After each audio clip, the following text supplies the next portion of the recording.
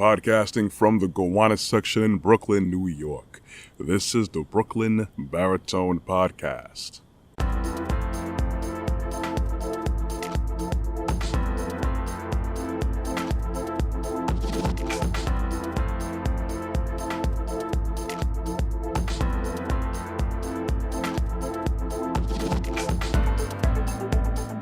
Hey, how you doing there? Thank you for joining me.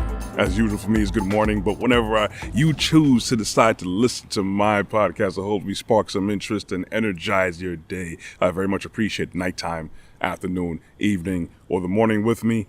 I always appreciate the looks, and I appreciate the likes and the support, and continue to support me by hitting the subscribe button with the notification bell for my YouTube channel, Brooklyn Baritone. The seduction, or I should say the seductive allure of wanting more. That's going to be my focal point today. Because we know that we have all our five senses, possibly more, and then we enjoy having certain things to the extent to satisfy our desires. But then we have the problem of having that off switch. Maybe we need that pause button. Maybe we need to have a little bit more humility to know that enough is enough. When I talk about these things, I talk about the current world that we live in right now. I know we are very, very visually stimulated beings. We love things to look a certain way. And there's nothing wrong with that because we have the God-given senses: hearing, sight, feeling, touch, taste, smell, all those things, and even a point of intuition. These things do need to be engaged so that we can go on with our day-to-day. It's how we're made. But then we kind of go overboard with a lot of things because people now have a tremendous industry, a tremendous interest in keeping our senses engaged to the max all the time. Now, it's great to have options, for style of clothes, the type of car you may drive, the type of person that you may be involved with, for the things that you acquire in your home, professional life, social life, entertainment, all of these things, all the above and more. But then we are so saturated with wanting more. It's led to a very empty type of existence and a very destructive type of existence. Now, when I could think of all types of things all the time, I'm going to talk about something regarding my experience as an IT professional. One thing I do remember there was like a straight buzz about was the BlackBerry mobile device. They're still around in a sense, but they are not at the capacity that they were, decades ago. Now, the whole reason that BlackBerry basically came to blow up was that they were one of the first to pioneer mobile security, basically for emails or message transmission being encrypted among big corporations and big government. And the thing is, that's socially caught on for some reason because many people attributed that of having that device or access to that device as being a bigwig, a CEO, a big baller, if you want to call that, if you want to put that into that situation, that category. So dealing with BlackBerries, and I dealt with configuring BlackBerries for people who I worked for, executives, and they gave us that so, we have the device so we know how to work it. So if any of the executives needed help, we were knowledgeable. Man, that device was definitely not one of the most customer-friendly, user-friendly devices at all. I get it why it was the choice at that time for companies to use. But then because people saw that CEOs and executives were using that device, they're like, well, you know what? I want to feel like a CEO too. That's basically what I see it as culturally because it was not user friendly. And that's the whole thing, with Apple, when Steve Jobs came out with the iPod and the iPhone, was to make it super duper easy. The BlackBerry was anything but easy to really use. Unless you were just totally used to it. But only it's because we have the seductive allure of a status, of giving off a certain kind of vibe, like, yeah, I got a BlackBerry. Yeah, but you're not utilizing it in the method that it was used for, that it was made for. So, I mean, of course, it was great for BlackBerry that the sales went up, but where is it now? Apple's still around, Samsung's still around, Droid is still around, Google bought Droid and everything. So certain things withstand the test of time, at least, for now, for our, short existence that I'm talking about in a few decades here. But again, that's how people could go down a rabbit hole with us wanting certain things, always wanting to have certain things because it looks a certain way or because, they feel that's going to satisfy their desire for attaining a certain level of satisfactory existence. And the problem is, too, that led to many things, especially in America here. Let's talk about that. It's about our current state of the economy. Basically, we were sold out by, you could say, the elites, those that control resources, those that control finances, because at one point America, yes, was way more industrious, per citizen than they are now. We're way more consumer state. Everyone knows that we are a consumerist country. And because we have the allure of sending a lot of our jobs overseas for our companies to have cheaper labor and to produce more. And then so much things now that we have are made in China. I don't have anything against Chinese people. They just, over there, those governments, those pioneers of industry, people are being exploited over there as well for our seductive allure to always have more.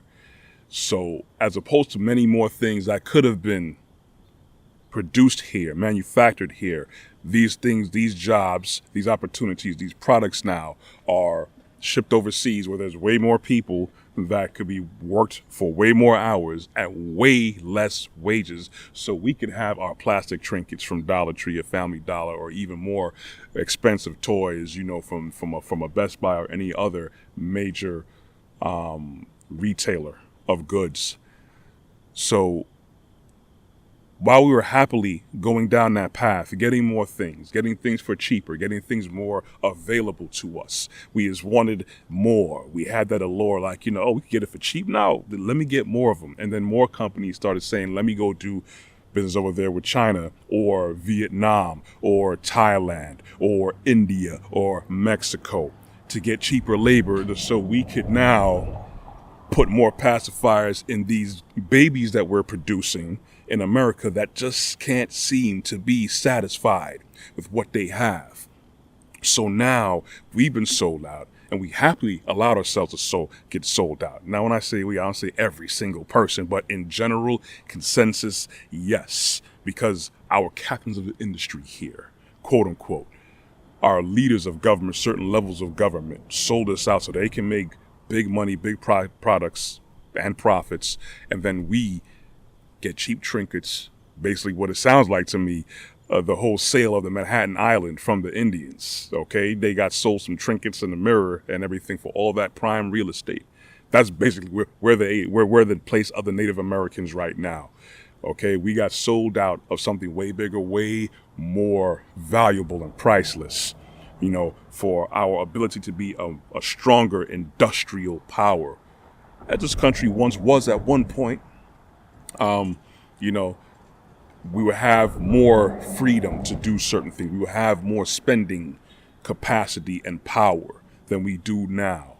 I'm only giving a couple of instances here, but these things are, from one small thing from the BlackBerry as an example, and then the major wider impact that's affecting us to this day right now, and because of our greed and short-sightedness and our allure of being seduced, of always wanting more and not having an off switch.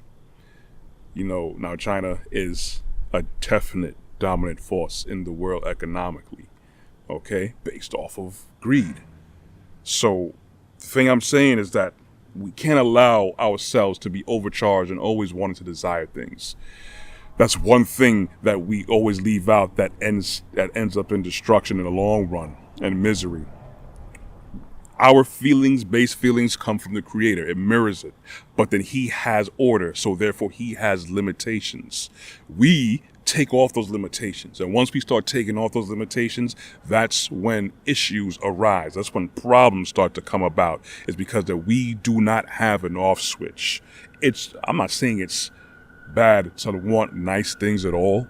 And certain things, doesn't have to be absolutely perfect, but it's good to be presentable.